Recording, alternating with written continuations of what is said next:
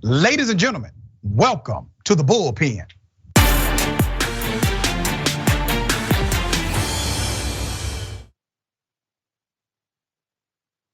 Yep, he's back. We got Shelley Wynter, dear friend of mine, completely a misguided soul when it comes to politics. All right, very well-known conservative talk radio personality. You see it in the background, 95.5 FM WSB, host, word on the street, all right? And let's just talk about, dear brother, what's happening in the state of Georgia right now. The runoff between Herschel Walker and Senator Raphael Warnock. I predicted on my radio show that Herschel Walker would either lose or force a runoff. We're in a runoff because of Chase Oliver, the third-party libertarian candidate who pulled enough votes in order to stop any candidate from receiving what's called the constitutional mandate to govern. That's 50% plus one vote based on Georgia statute. Okay, I don't want to presume what you know, believe about why this race is in a runoff or the candidacy of Walker and Warnock. Give us your sentiment, I will then opine. Well, thanks for having me, my brother. It's good to see you. Honestly, it's all about the hatred for the Democrats down in Georgia.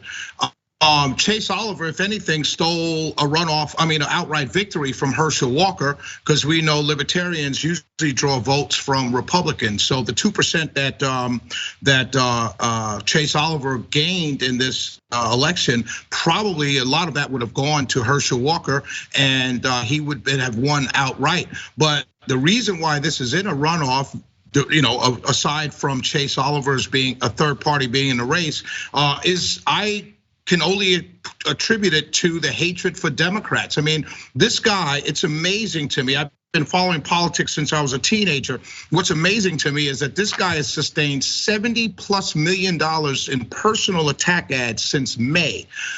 That's not including national cable news going after him, calling him names. It doesn't include memes on social media. It doesn't include any of that. This guy has sustained $70+ million in attack ads, personal attack ads. His own son talking out against him, women coming out against him, and he's in a runoff with, by the way, an incumbent senator who outspent the Walker campaign by 130 million, 138 million to 32 million, almost 3 times the amount, more than 3 times the amount of money spent by Warnock than Walker. So the only thing you can attribute this to is the fact that Georgia is actually a red state, and that Warnock is what I would call an accidental senator. I love Reverend Warnock. He has been there. He has saved my life. His preaching has saved my life on several occasions. I love the man, but the fact of the matter is that the reason why this is a runoff is because he is actually an accidental senator. 427,000 Republicans who voted in November 2020 race as for Republicans, Kelly Loeffler, Donald Trump, and so forth, did not come back to the polls in January for the runoff, and so that's why he's there. And that's not going to happen again. Let me ask you this question, because historical context is important. As you have just illuminated, Warnock, he gets in, there's a runoff, he is the incumbent, he's in a runoff, which is rare for a US senator. But Warnock, who had never held political office before, was outspent in the campaign he ran. He ran against an incumbent senator himself that had the support of the machine political structure of the state of Georgia and the support of Donald Trump. He defeated that machine. So let me pose this question to you based on your own logic. When Warnock and Ossoff, the 2 current US senators out of Georgia, when they defeated the entire machine, was it because of the voters' hatred against the Republican Party? No, it was because 427,000 Republicans did not show up to the polls because they believed their votes wouldn't count, because they went with a narrative of stop the steal. Who did that? Know that. We know that. We know that's what happened. Let me ask you this question. Who told them not to vote? Right, Trump did, okay? Yeah. Trump told them, don't come back and vote. And I think it was a few things that happened based on the stats. One, you're correct. There was an element of voter suppression connected to the messaging from Trump and allies. As a matter of fact, one Republican stood up at a rally and said, "Don't you vote on these Chinese machines until they get new machines," which was insane. Actually, not to cut you off, but that wasn't a Republican. That was Sidney Powell, who was a grifter with the other attorney, whatever his name was. They were grifters. They weren't. Well, let me provide something in context. It was a conservative rally. Vernon Jones was there, and others were on that stage at the same time. Who made the comment. I get that for the record. You all have been saying that about him for a long time, but he was an invited speaker. Yes. He was a designed and invited speaker by the conservative movement, the coalition of conservative organizations. So they, I guess, made a mistake, right? That's what you're saying. They didn't make a mistake. The party had nothing to do with it. The machine, as you call it. So you can't skip from the machine to conservative groups. These were conservative groups. No, these were not. These were grifters who believed that an election was stolen, who gave But they are conservative groups. They can be grifters and conservative. Yeah, that's true. I'm not saying that, but you started with the machine. I'm just basing this on the fact I'm talking about the coalition that they weren't part of the machine. I would never describe him as part of the machine. Trump is not part of the machine, technically. He's an outlier that's very effective inside of the machine. Yeah. So she had the support of both. That's my point to you. And Warnock defeated both of those machines at one time. Okay. Let me go to a dynamic that I think is interesting. But I need to get your point for saying that. What's your point? I'm going to my next one now. I have a limited amount of time. I'll say what I said for the record. So in this election, the conclusion of the election, you got a runoff, right? So the numbers are important. We saw a 2 to 4% decrease in black women participating and black men. Black men are lowered at 4%. Many people thought this was going to be a record turnout in Georgia. Every single platform that I'm on, I said, stop saying that. The reason is because it creates a false sense of security that Democrats have this in the bag. That's what it did, in my opinion, just strategically speaking. And we've been here before in 2016 in Georgia, where you had a lot of early vote numbers. Oh, everybody said record breaking. It's gonna shatter the record. All it did was shatter the early vote record because people who would normally vote on election day decided to vote early. And that's it. At the conclusion of this election, you actually had a decline of overall participation, which I warned could possibly happen if Democrats believed that all those early vote numbers were theirs. But the arrogance of some Democrats who refused to look at the numbers coming out of rural Georgia. I reported on CBS 46, Atlanta News First, the rural counties that had hyper record-breaking turnout, and no Democrat in the state knew about it, nor did they speak to it. That's just my point, a little bit of criticism for my side. What are your thoughts on that? Well, my thoughts are that you were never going to, even with record turnout, black men and black women only represent 28% of the total registered voters in the state of Georgia. So even if you have record turnout amongst black women and black men, you still don't win a statewide election in Georgia. That's not true. Well, I'm telling you, you still haven't won a statewide election in Georgia. But that's not true. I will respond when you finish. Well, right, but you won. Ossoff and Warnock won simply because 427,000, not 427, 427,000 Republicans, not that they never voted, they voted in November, did not come back out. That's the only reason this state went with those two senators. All right, so we're seeing that now. Let me provide context.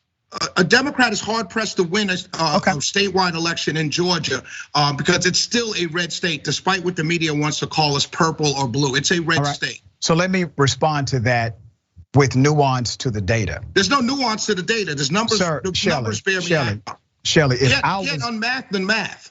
Shelley, if I was on your show, I would be respectful to the fact that you just submitted something that I'm responding to, and vice versa. Go with the respect thing. Go ahead, my brother. Yeah, it's something that we try to do on the left. You all have forgotten about on the right. Right, but we. Okay. You're an invited guest in my home, sir. Act like yes, yes, sir. Right? Yes, mustache man. See? All right. Sorry. You went to work with that outfit on that you got right now? Yeah, you showed up to work like that. I wore radio. You're on TV today. I wore radio. But you're on TV today. Right, but this is my style. God is dope. Okay. Shout out to the black. So here's the nuance. The reason why both Democrats won, and it wasn't an anomaly with one, is because of a few factors. Yes, you had a natural suppression happening. And I've said this many times after the analysis, a natural suppression of conservative votes. Great, that happens sometimes, okay? You also had a hyper turnout of African-American participation. That happened too. I don't think you get a victory without both happening at the same time, because the natural demographics do not favor Democrats in the state of Georgia. So that was my nuance to the data. I think you would actually agree with my conclusion. Absolutely, I think I just said that. You said nothing. I didn't use as many big words. You said the only reason was because of the Republicans not voting. My point to you was that wasn't it. It was also the hyper record-breaking turnout of overall African-American participation. Both of those elements combined to create the scenario of Senator Ossoff and Senator Warnock. And so let me complete your thought.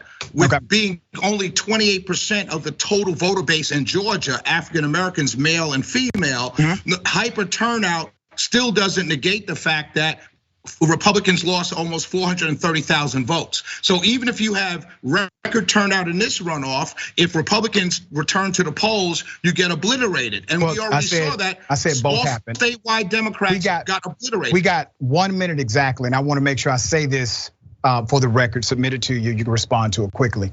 The demographics are interesting in the state of Georgia, but people forget that we've had black statewide elected representation. We've had Michael Thurman, Commissioner of Labor. We've had the Attorney General for the state of Georgia, African-American male. We've had a Democrat female, Kathy Cox, Secretary of State. We've had black, Democratic, black, white, male, female. We've had all of this statewide representation. You're saying that in order to win in the state of Georgia, you're gonna need more than that. Well, remember, there was a time in the state of Georgia in very recent history, all except, well, the majority, except for one office, was all held by Democrats, and many of them were African-American men.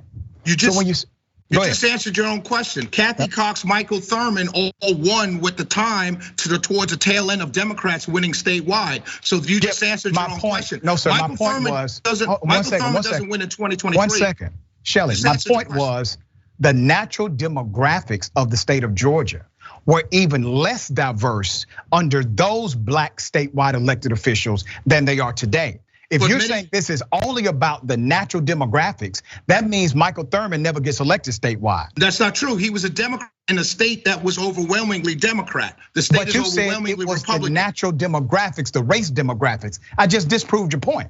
No, you didn't. The race demographics matter not if everybody in the state of Georgia, white and black, were Democrats. Everybody was not Democrats in the state of Georgia, sir. Remember, the state. No, sir. The shift did not happen. The shift was not complete. Look at the presidential cycles. Shelley, do your homework. Georgia always went. The state of Georgia always elected or gave all of their electors to the Republican running for president. That has nothing to do with the state. Case. That means the majority of the voters in the state voted for the Republican, even when they had black statewide representation. Rashad, you are smarter than that. What you mean? That's a fact. Parties are not. You know the parties are not the same. What I'm trying to tell you is the state didn't go red until Sonny Perdue won the governor's seat. Before that, Michael Thurman and Kathy Cox and all right, brother, we got literally 3 seconds. Following the whole. Thank you, man. I appreciate it. Thank you, brother. Love you. Next show coming up, I'll bring you back, okay?